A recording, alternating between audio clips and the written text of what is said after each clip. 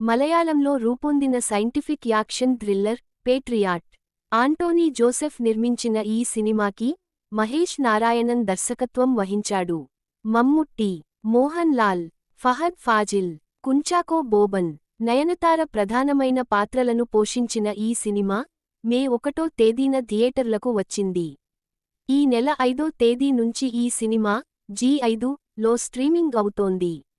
మలయాళంతో పాటు తెలుగు, తమిళ, కన్నడ, హిందీ భాషల్లో అందుబాటులో ఉంది.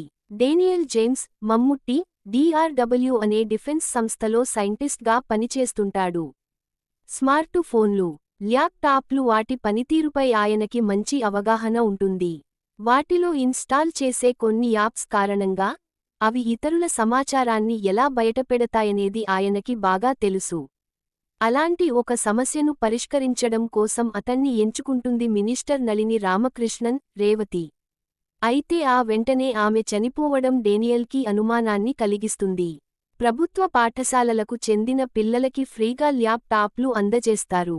ఆ ల్యాప్టాప్లు మినిస్టర్ సుందరానికి సంబంధించిన శక్తి గ్రూప్ తయారు చేస్తుంది. ఆ ల్యాప్టాప్లలో రహస్యంగా అమర్చిన కెమెరాలు అవి ఉపయోగించేవారి సమాచారాన్ని బయటికి పంపుతూ ఉంటాయి. ఈ నెట్వర్క్ వెనుక ఎవరున్నాదనేది కనిపెట్టడానికి డేనియల్ రంగంలోకి దిగుతాడు.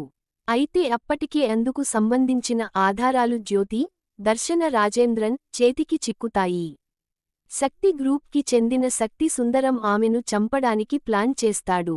శక్తి దగ్గర పనిచేసే మైకేల్, కుంచాకో బోబన్, జ్యోతితో సహజీవనం చేస్తుంటాడు. అతను జ్యోతిని తప్పించడానికి ప్రయత్నిస్తూ ఉంటాడు. శక్తి గ్రూప్ను చట్టానికి పట్టించాలనుకున్న డేనియల్కి ఎలాంటి సవాళ్లు ఎదురవుతాయి? అతని భార్య లతిక, నయనతార అతనికి ఎందుకు దూరంగా ఉంటోంది? డేనియల్కి సహకరించే రహీం సాహెబ్, మోహన్ లాల్ ఎవరు? అనేది మిగతా కథ. ఆధునిక సాంకేతిక పరిజ్ఞానం అన్ని వైపుల నుంచి విజృంభిస్తోంది. స్మార్టు ఫోన్లు, ల్యాప్టాప్ల వినియోగం చాలామందికి తప్పనిసరి అయిపోయింది. అందువల్లనే వాటి ఆధారంగానే కొంతమంది తమకి కావలసిన కంటెంట్ను రహస్యంగా రాబట్టేస్తున్నారు. సంబంధిత వ్యక్తికి తెలియకుండానే అతనికి సంబంధించిన వీడియోలు సైతం వెళ్ళిపోతున్నాయి. ఇలాంటి వాటిని ఎలా నియంత్రించవలసి ఉంటుందనే అంశం చుట్టూ అల్లుకోబడిన కథ ఇది. ఇతరుల ముందు మాత్రమే కాదు, ల్యాప్టాప్ ముందు కూడా బట్టలు మార్చుకోకూడదని నాకు తెలియదు అనే డైలాగ్, ఆఫర్ ఉందని చెప్పి పాత ఫోన్లు ఇచ్చేసి కొత్త ఫోన్లు కొంటే మన జీవితంలోని అనేక విషయాలు పాత ఫోన్ల ద్వారా బయటికి వెళ్ళిపోవడం ఖాయమనే డైలాగ్ నేటి ఆధునిక ప్రపంచంలో అందరూ ఎంత జాగ్రత్తగా మసలుకోవాలనేది చెబుతాయి. ఎక్కడో ఉంటూ సీక్రెట్గా మనలను వాచ్ చేస్తున్నవారికి తగిన గుణపాఠం చెప్పడానికి రంగంలోకి దిగిన ఒక యోధుడి కథగా ఇది కనిపిస్తుంది. మిగతా అన్ని సినిమాల మాదిరిగానే ఫస్టాఫ్లో సమస్య, సెకండాఫ్లో పరిష్కారం ప్రేక్షకుల ముందుకు వస్తాయి.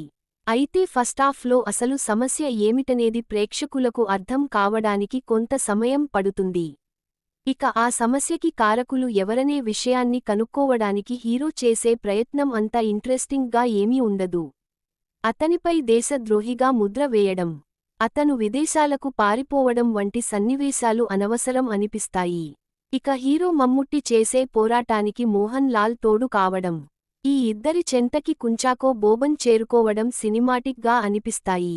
వాళ్ల అభిమానులను అలరించడానికి చేసే ప్రయత్నంగా కనిపిస్తాయి. పోనీ అలా చూసుకున్నా, వాళ్ల క్రేజ్కి తగిన స్థాయిలో ఆ పాత్రలను డిజైన్ చేయలేదు. ప్రతి పాత్రలోనూ పవర్ తగ్గడం మనకి స్పష్టంగా తెలిసిపోతూ ఉంటుంది. ఇందుకు నయనతార పాత్ర కూడా మినహాయింపు కాదు. ఇక కథలో మూడు వైపుల నుంచి మూడు ప్రధానమైన పాత్రలుగా మమ్ముట్టి, మెహన్ లాల్, కుంచాకో బోబన్ తెరను ఆక్రమిస్తూ వస్తుంటే, మరోవైపు నుంచి విలన్గా ఫహద్ ఫాజిల్ విరుచుకుపడటం చూపించాలి. కానీ ఆ పాత్రను కూడా డిఫరెంట్గా డిజైన్ చేయలేకపోయారు.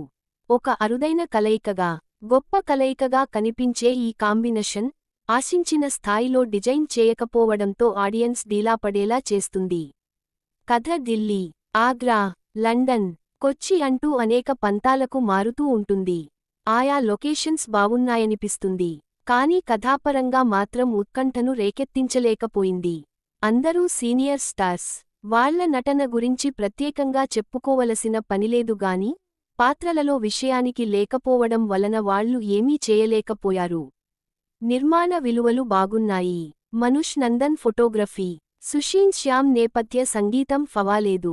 రాహుల్ రాధాకృష్ణన్ ఎడిటింగ్ విషయానికి వస్తే ఫస్టాఫ్లో ట్రిమ్ చేయవలసిన సన్నివేశాలు కనిపిస్తాయి. స్టార్స్కి తగిన కథ లేకపోవడం, వాళ్ల ఇమేజ్కి తగిన విధంగా పాత్రలను డిజైన్ చేయకపోవడం, తెరపై లొకేషన్స్ మారుతూ ఉంటాయిగాని ఆ స్థాయిలో కథనం పుంజుకోకపోవడం నిరాశను కలిగిస్తుంది. భారీ తారాగణాన్ని చూసి థియేటర్స్కి వచ్చిన ఆడియన్స్ అసంతృప్తికి గురికావడానికి కారణాలు ఇవేనని అనిపిస్తాయి.